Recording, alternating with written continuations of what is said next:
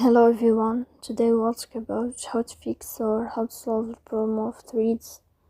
You will search or you will click on settings. Here in this page you can click on apps, default apps, app settings. On above you can search about threads app and you will enter. Here you can click on apps, default apps, app settings.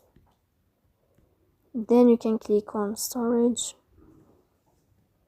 Here you can click on clear cache, but pay attention, don't click clear data because that can delete your account.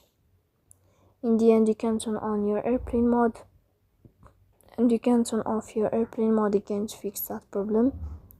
So please don't forget to support us, bell, like and subscribe. See you next time in another video and thank you for your attention.